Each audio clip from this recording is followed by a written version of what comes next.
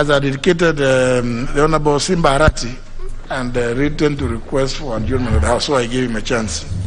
Thank you, Mr. Speaker. Mr. Speaker, you know, when I wrote to you yesterday on this issue of adjournment motion, Mr. Speaker, I got overwhelming calls from all over. Just people asking that, Mr. Speaker, we throw away this thing. And my worry was, what is this that we are throwing away? Mr. Speaker, if you remember very well, this is an act that we enacted in Parliament 2018. And we should have not had a blame game. Either because I saw my colleagues, some of my colleagues saying it's Keleweke, Tangatanga. It's not about Keleweke, Tangatanga. It's about our people. And the Kenyans. And if it's a blame, Mr. Speaker, it should be a blame for all of us as a country.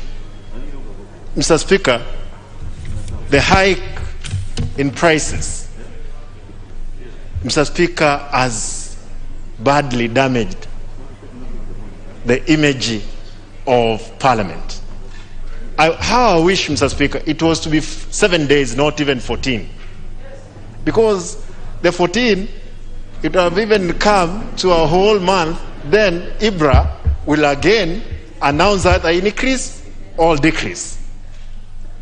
Therefore, Mr. Speaker, if it were possible for Parliament, we have this business within 7 days, because it's what we have here, the Committee of Planning and the Finance to sit down, look into it, then the deliberation they are done. Mr. Speaker, there is what was introduced 2016 as Mwananchi Gas Project, which I'm particular on this particular issue that, Mr. Chairman, Mr. Speaker, in another 1 week, I'll be bringing a petition to caution those poor mamas in the kibandas in Kawangware and elsewhere, especially in Nairobi, Mr. Speaker. Is unbearable. The boys who are doing Bodaboda, Mr. Speaker, all of them today, they have the Bodaboda boys in Kawangware, they have nowhere to run to. My boys, they are not hustlers. My people in my constituency, they are not hustlers. They are only hard-working. They are hard-working Kenyans, Mr. Speaker. Mr. Speaker, my plea, if somebody was distracting you a bit there, is that I wish how it could have been 7 days would have saved the country.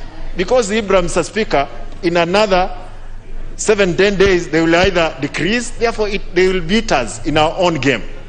It's my plea that you give direction within the 7 days this committee has come up. Member from where?